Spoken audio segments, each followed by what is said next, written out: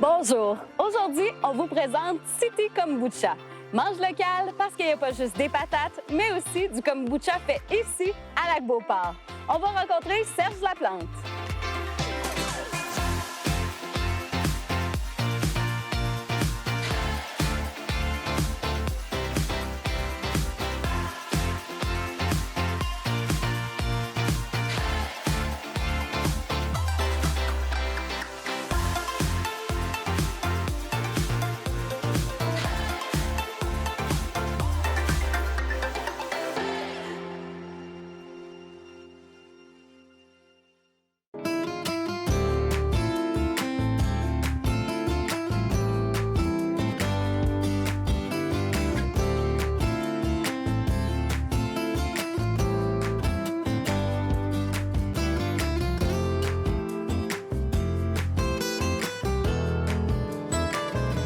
Je suis présentement avec Serge Laplante, propriétaire et fondateur de City Kombucha. Ça va bien? Oui, ça va très bien. Merci de nous recevoir dans ta demeure et mini-usine à Lac-Beauport. Tout d'abord, kombucha, pour ceux qui ne savent pas c'est quoi, qu'est-ce que c'est exactement? Bien, le kombucha, je veux te dire, c'est pas récent. C'est quelque chose qui est... C'est un aliment fermenté, un breuvage fermenté qui date d'un millénaire. Ça origine de l'Asie. En fait, qu'est-ce que c'est à la base? C'est un thé fermenté à présence de sucre. Puis ça produit une boisson pétillante, acidulée, parce que c'est un breuvage qui est légèrement acide, puis qui est rafraîchissant, qui est intéressant pour tout ce qui est le côté santé, le côté bien-être, puis détente. Avec City Kombucha, vous vous démarquez parce que City, c'est pour la mer. Explique-nous un peu le concept. Oui, en fait, moi, ce que j'ai voulu faire, je suis parti un petit peu de mon histoire, Oui. ce que j'ai vécu, mes expériences que j'ai vécues dans ma vie. Parce Moi, que tu es chercheur. J'étais chercheur avant. J'étais dans le domaine des biotechnologies marines et je travaillais à Gaspé. Il y avait un centre de recherche sur les produits marins. Et mon mandat, moi, c'était de développer des produits, des procédés d'extraction à partir des biomasses marines. Donc, extraire les petites molécules qu'on retrouve dans les coproduits marins. Ça peut être des huiles, des protéines, des pigments. Quand j'ai quitté ce poste-là, c'était la fin de contrat, puis je me suis cherché un nouveau défi. J'avais besoin de quelque chose de différent. Puis je me suis dit, bien, à quoi bon essayer de trouver un emploi dans mon domaine, puis essayer de faire quelque chose de nouveau et travailler pour moi-même. Et l'idée est venue du fait que moi, j'aimais déjà le kombucha, premièrement. J'en faisais pour moi-même avec du thé. Mais à un moment donné, il y a un petit déclic qui s'est fait. Je me suis dit, pourquoi pas changer un petit peu la recette puis la revisiter un petit peu à ma façon? Avec des algues. Bien, pourquoi pas? C'est ce que j'ai commencé à faire. Mais je vous dis pas que ça a marché du premier coup, là. Ça n'a pas été un succès dès le départ. Non, non, pas du tout. Il y a eu beaucoup de travail, puis du tâtonnage, puis des essais-erreurs. Puis, à un moment donné, bien là, je voyais qu'il y avait quand même quelque chose qui était intéressant, un produit qui était agréable au goût. Puis, j'ai commencé à le faire goûter à du monde. Puis, de fil en aiguille, bien là, je me suis dit, ouais, pourquoi pas me lancer dans cette commercialisation pour un produit comme ça. Donc, c'est vraiment une passion. Tu as pris une passion et tu en as fait un travail, finalement. Exactement, c'est ça. J'imagine que c'est pas sans embûches aussi. Comment tu as fait pour traverser les différentes embûches d'un démarrage d'entreprise? Bien, c'est sûr qu'au début, on ne sait pas trop comment s'y prendre parce qu'il y a toutes sortes de... Il y a des connaissances, de l'expérience qu'il faut aller chercher, il y a de la formation qu'il fallait que j'aille chercher. Et bon, heureusement, bien, j'étais allé à bonne place pour pouvoir aller suivre une formation, par exemple, une formation en lancement d'entreprise. Ça a été bien important pour faire mon plan d'affaires, pour savoir dans quoi je m'embarque, qu'est-ce que ça implique au niveau du financement, qu'est-ce que ça implique au niveau de, bon, tout ce qui est la mise en marché, la stratégie marketing, tout ça, c'est beaucoup de choses que j'avais jamais faites avant. Donc, je suis allé chez Fierbourg, je suis allé sur une formation, une attestation d'études professionnelles. Ça a été très, très profitable pour moi d'aller chercher cette formation-là. Puis aussi, le kombucha, je vous dirais que ça aussi, ça a été un autre côté que j'avais besoin d'aller chercher une expérience, une formation, pour vraiment connaître qu'est-ce que c'est, dans quoi je m'embarque là-dedans. Puis j'étais allé à Montréal, chez Mananova, où j'ai pu suivre une formation qui était assez complète. Spécifiquement sur le kombucha? C'est sur le kombucha, puis plus côté développement commercial, parce que faire un kombucha artisanal, c'est une chose, mais quand on veut pousser ça plus à l'échelle commerciale, ça implique bon, une façon de faire, puis des guidelines, des idées générales là, à partir desquelles on peut développer le produit, puis connaître aussi les équipements. Qu'est-ce que c'est les équipements que ça va me prendre? Combien ça va me coûter? Tout ça, c'est beaucoup d'éléments. Fait que ça a été très important que j'aille suivre ça, cette formation-là.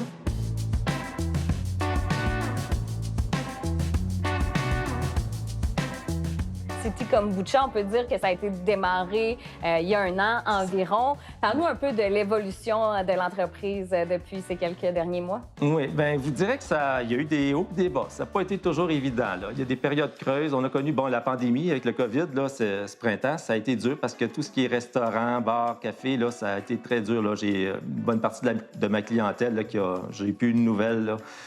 Mais là, je vous dirais que plus récemment, ça reprend. Là. Il y a une vague d'achat local aussi. Oui, de plus en plus. Je vous dirais que c'est quelque chose qu'on entend de plus en plus parler. Puis pas juste dans les petites boutiques, les petites épiceries fines, mais aussi dans les supermarchés. Là, les produits locaux commencent à prendre plus d'importance là, au niveau des ventes. Puis c'est ça, le choix des produits, là, ça commence à bouger. Là. Ça, c'est intéressant. J'embarque sur cette vague-là. Je vous dirais que c'est quelque chose qui est maintenant, là, je suis plus à l'affût de voir qu'est-ce qui est possible là, au niveau pas juste des petites surfaces, mais les grandes surfaces. OK. Et la restauration, je garde toujours l'œil là-dessus parce que c'est quand même, je pense qu'il y a quand même, il y a un retour qui se fait graduellement là, au niveau des commerces. Là. Ça ressemble à quoi ta production? En termes de volume, si je vous dirais, là, maintenant, je suis rendu à peu près je fais des lots de 150 litres. OK. Au début, je faisais des lots de 30 litres, 50, 60 litres. Donc, ça augmente là, tranquillement, là, les volumes. Et donc, les ventes sont de plus en plus intéressantes. Mm-hmm. C'est sûr que c'est important de maintenir bien le cap, essayer d'atteindre nos objectifs. Puis, faut s'équiper, il faut adapter notre façon aussi de travailler pour être plus efficace au fur et à mesure que les volumes de production ils augmentent. Ça, c'est important. Mais ma façon de produire est quand même très artisanale. Ouais. Vous allez voir là, quand je vais vous montrer ma mini-usine, là, vous allez comprendre. On va aller voir ça, puis tantôt, on va aussi boire local pour goûter aux produits. Mais justement, c'est le titre de l'émission, Mange local. Qu'est-ce que ça résonne chez toi? Manger local, pour moi, c'est de manger avec une conscience qui est locale, c'est-à-dire de se préoccuper de ce qui se passe dans notre environnement immédiat. L'entraide locale avec les producteurs, puis les acheteurs, puis créer un réseau qui fait en sorte qu'on devient tous, comment je pourrais dire, on se complète l'un et l'autre. Ouais. Et je pense que ce qui est intéressant, c'est de pouvoir aider aussi les petits producteurs à pouvoir développer leur créativité, leur savoir-faire, parce qu'il y a beaucoup de nouveaux produits très intéressants, au niveau créatif, au niveau de nouvelles saveurs qu'on voit sur le marché. Ça commence toujours avec des petites entreprises locales. Oui, qui sont passionnées, comme on le voit avec toi. Justement, les valeurs s'associent avec des gens qui ont les mêmes valeurs que toi. J'imagine que c'est quelque chose qui est dans tes valeurs, justement. Bien, écoutez, moi, pourquoi je me suis lancé en affaires, c'est... Je savais que, il y aurait des difficultés dès le départ. On fait pas ça pour la facilité. C'est vraiment pas le cas. Moi, je fais ça parce que ma motivation de départ, c'était, premièrement, de faire du bien. Faire du bien à tout le monde. Donc, un produit comme Kombucha, je me suis dit, pourquoi pas faire ça? Justement, c'est pas pour faire du mal, c'est pour faire du bien. Mm-hmm. Et le côté santé, le côté plaisir, le côté sensoriel du produit, c'est quelque chose qui m'a déjà intéressé dès le départ. Fait que c'était comme la voie logique pour moi là, d'aller vers un produit comme ça. Ça se sent que tu es passionné. Puis justement, on va aller voir le côté technique derrière la passion aussi. On va voir la mini-usine.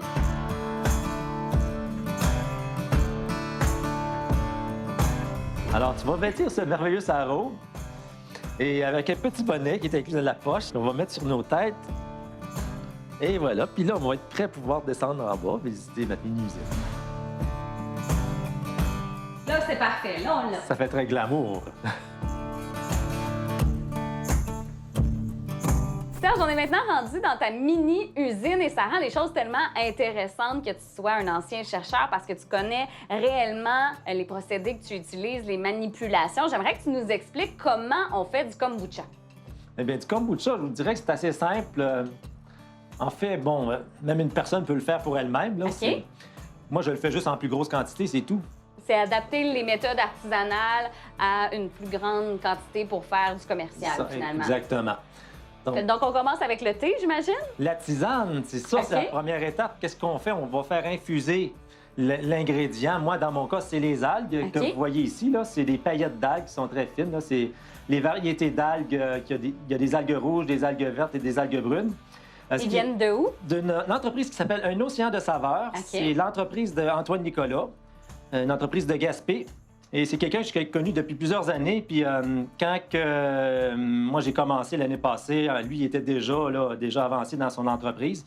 Puis j'ai commencé avec lui à essayer des algues pour remplacer le thé, pour le fun, pour voir qu'est-ce que ça donnait comme résultat. Puis après quelques essais, erreurs, je me suis rendu compte que ça fermente bien, ça donne une bonne fermentation aussi. Puis l'avantage, c'est qu'on n'a pas de théine ni caféine dans le kombucha. Donc pour des personnes comme moi qui sont super agitées quand je prends du thé ou une petite tasse de café, là, ça m'aide, moi. C'est sûr, ça m'a rendu service.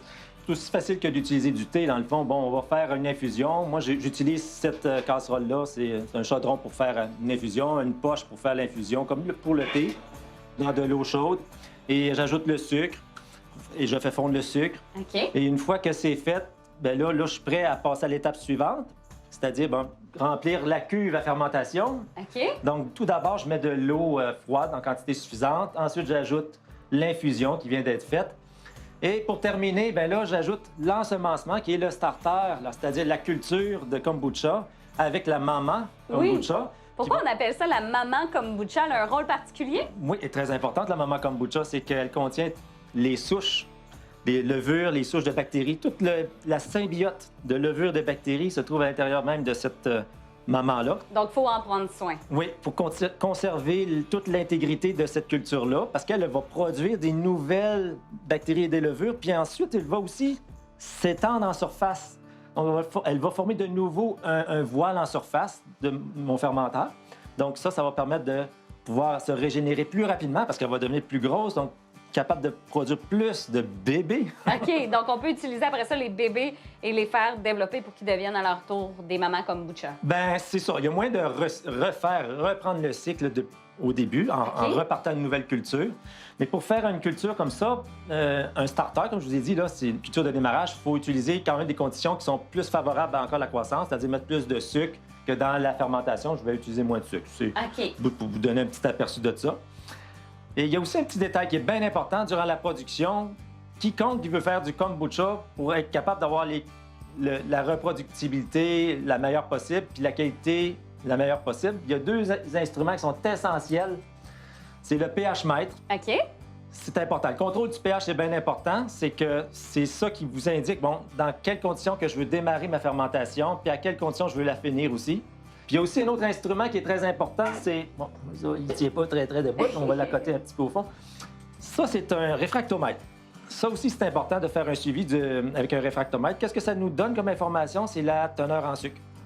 Quelle teneur en sucre que je veux au début, quelle teneur en sucre que je veux à la fin. Ça va vous donner tout de suite l'indication. Où est-ce qu'on est rendu? Quand est-ce que je vais arrêter la fermentation? Quand j'atteins un niveau que je veux, OK, je suis prêt à arrêter la fermentation. Parce que le sucre, c'est ce qui nourrit maman kombucha. Oui. Et justement, des fois, j'ai l'impression qu'il y a des kombuchas qui sont très sucrés. C'est peut-être moins ce que j'apprécie. Moi, je suis un kombucha. J'aime ça quand même que ça goûte assez un goût prononcé, mais plus acide, si on veut. Je ne sais pas si c'est le bon terme, mais ça goûte quasiment le cidre. Pourquoi il y a des gens qui ont plus de sucre? Qu'est-ce qui explique ça?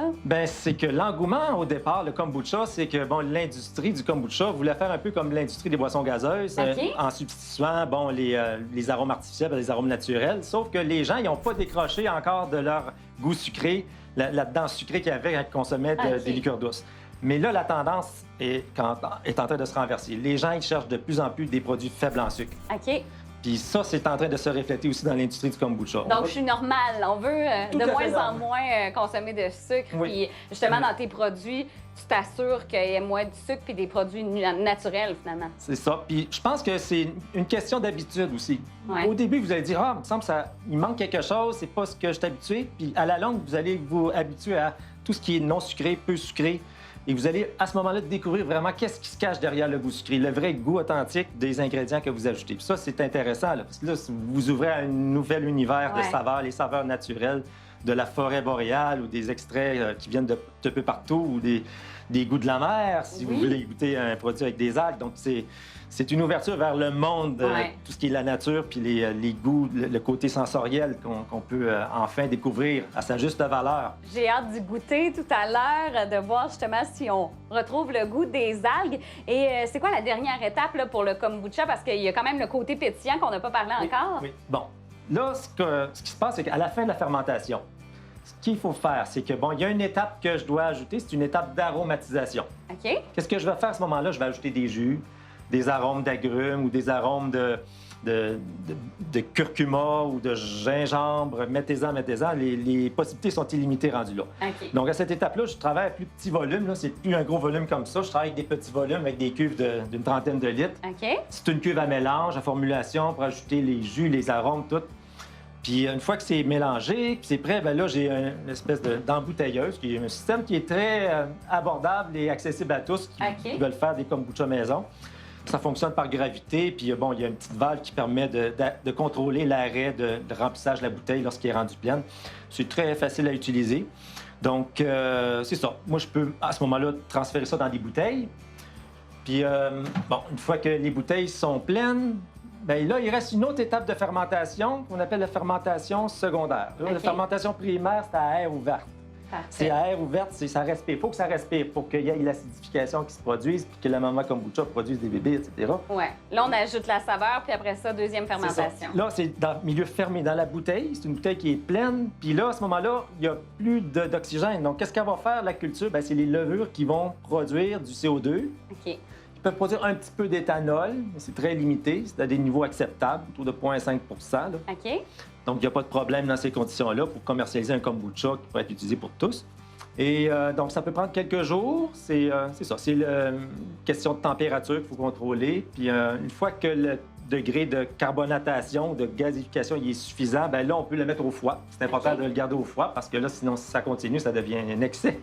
Et on risque d'avoir des surprises quand on ouvre la bouteille. Fait que, donc, au total, ça prend combien de temps faire du kombucha? ça peut prendre une bonne semaine pour faire la fermentation primaire. Puis la carbonatation, ça peut prendre à peu près 3 jours. Donc, c'est plus des 13-14 jours là, en fait, 10-11 jours pour être... ouais.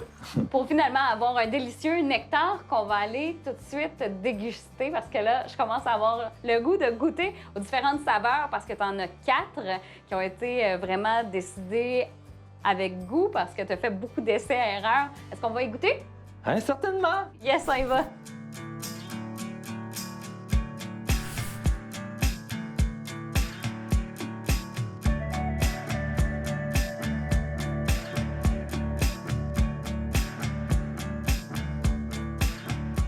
Je suis présentement avec Nathalie Souchet, la conjointe de Serge Laplante. Ça va bien? Oui, ça va bien. Merci de nous accueillir dans votre belle demeure où on retrouve aussi la mini-usine de kombucha. Veux pas, tu es la première goûteuse. Et puis, justement, j'aimerais savoir en quoi, selon toi, Kombucha City se distingue. Mais moi, c'est un produit que j'aime vraiment beaucoup. Puis c'est pas parce que c'est mon conjoint qui le fait, mais je trouve que ça a beaucoup de saveurs. Par exemple, il y en a au gingembre. J'aime beaucoup le gingembre, puis on sent vraiment bien le goût. Il est assez pétillant aussi. Donc, ça goûte vraiment quelque chose. Et moi, je ne vais pas chercher des boissons qui sont plus diluées puis riches en sucre. Moi, je fais plus attention à la consommation de sucre. J'en mange pas beaucoup. Donc là, c'est vraiment un produit qui vient me chercher. Puis en même temps, je trouve ça très énergisant, fortifiant. Ça aide à digérer. Tu sais, on sent qu'il y a plein de bonnes choses là-dedans qui travaillent au niveau du corps, là. À quel moment de la journée, justement, tu as le goût de boire un bon kombucha? Bien, c'est sûr que c'est surtout quand il fait chaud, puis peut-être plus en fin de journée. Moi, je suis pas mal dans le domaine de l'horticulture, puis tu sais, je travaille pas mal physiquement aussi. Donc, quand je reviens, je suis souvent fatiguée. Donc là, j'en prends un, puis ça me réénergise. Mais c'est ça, c'est une énergie naturelle, dans le sens qu'il n'y a pas de caféine, il n'y a pas beaucoup de sucre, il n'y a pas d'alcool. Donc, tu sais, c'est vraiment que des choses bonnes pour la santé. Puis, on le sent rapidement, là, au niveau du corps. Bien, merci beaucoup parce que les produits sont délicieux. Fait que tu as bien goûté, je pense. Merci à vous. Merci.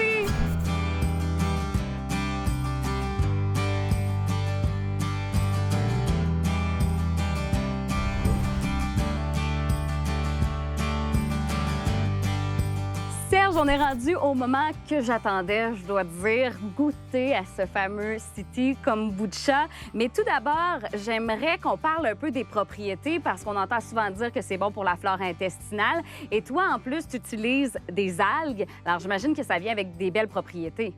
Bien, déjà, les algues, ça fait longtemps que c'est consommé en Asie. Ouais. Les Japonais, ils sont des très grands consommateurs d'algues. Et bon, ça fait partie de leur culture gastronomique, mais aussi il y a tout le côté santé des algues. C'est un super aliment, premièrement, qui est probablement un des plus complets au niveau des vitamines et des minéraux. En fait, on trouve tous les minéraux, même les petits éléments de trace qu'on peut parfois négliger dans notre alimentation. Puis il y a plusieurs vitamines. Et au-delà de ce qui est nutrition, parce que je vous dirais, il n'y a pas juste des vitamines et des minéraux, il y a un peu de protéines, mais il y a aussi d'autres nutriments, des molécules très intéressantes au niveau santé. Puis là, je vais parler plus de tout ce qui est les fibres solubles. OK. Il y a des propriétés très intéressantes qui ont été étudiées de façon assez intéressante depuis les dernières années, puis qui ont démontré des propriétés immunostimulantes, des propriétés anti-cancer, des propriétés, tout ce qui est la diminution du cholestérol, la diminution de l'absorption des graisses. Donc, il y a déjà là des choses très intéressantes. Et ça va, bien entendu, avec un mode de vie santé. Oui, tout à fait. Puis, et toi, tu utilises un mélange de 6 algues? 6 algues, c'est ça. C'est composé d'algues brunes, d'algues vertes et d'algues rouges. OK. Puis pourquoi j'ai mélangé ces 6-là? Bien, pour avoir quelque chose qui est assez complémentaire au niveau saveur. Mais est-ce que ça se goûte dans ton kombucha, le goût de l'algue? Bien, je vous laisse la surprise. Vous allez voir, vous allez être surprise. Alors, on va y aller avec le premier.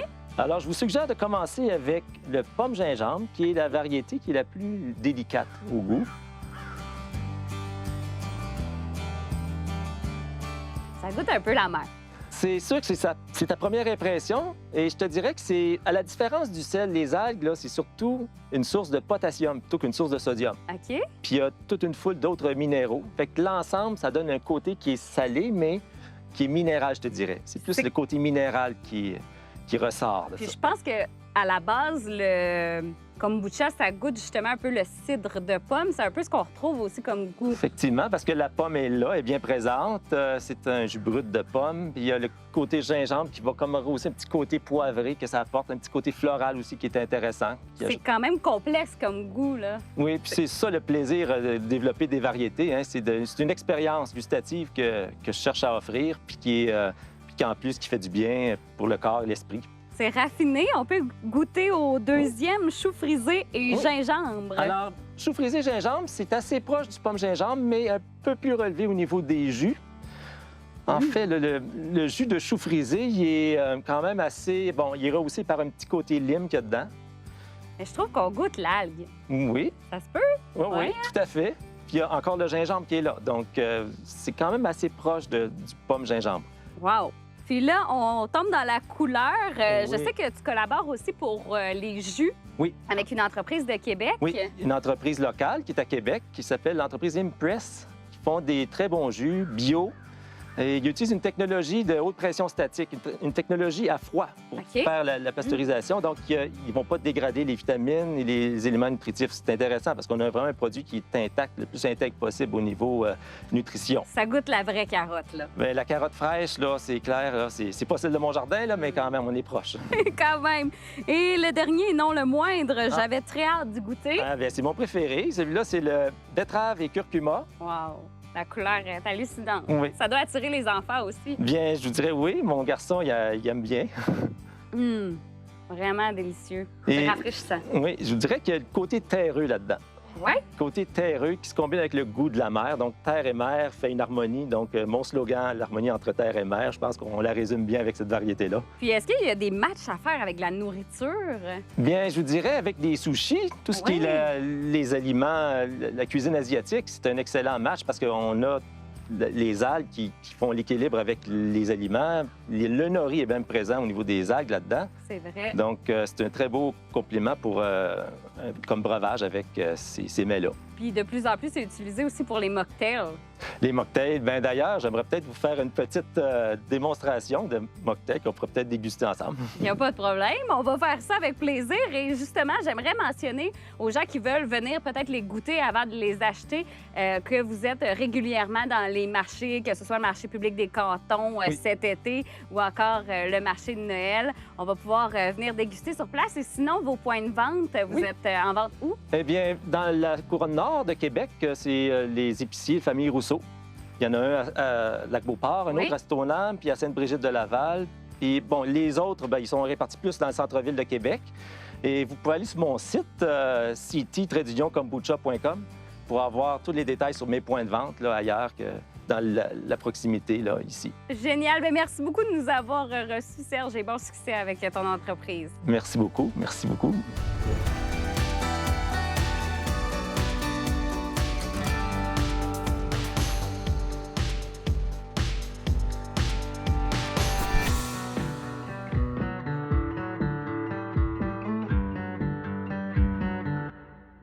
Merci beaucoup. Un bon cocktail, finalement, en plus, avec le gin. Wow! Une création signée Serge Laplante de City Kombucha. On vous invite à suivre la page Facebook de City Kombucha pour avoir tous les détails des activités et des points de vente. Et on vous souhaite une belle journée en vous laissant avec quelques images de la prochaine émission. Quand on rouvre une ruche, là, on découvre un être bien spécifique. Il y a toute une cohésion qui se passe dans une ruche. C'est vraiment un monde, c'est fascinant. Puis ce qui est fascinant, c'est que tu rouvres une ruche, il continue pareil à travailler, même si tu es là, même si tu sors un cadre, que tu regardes, ils restent sur le cadre, ils continuent à faire leur travail. Moi, quand je rouvre une ruche, là, je rentre dans un autre monde, puis tous mes problèmes n'existent plus.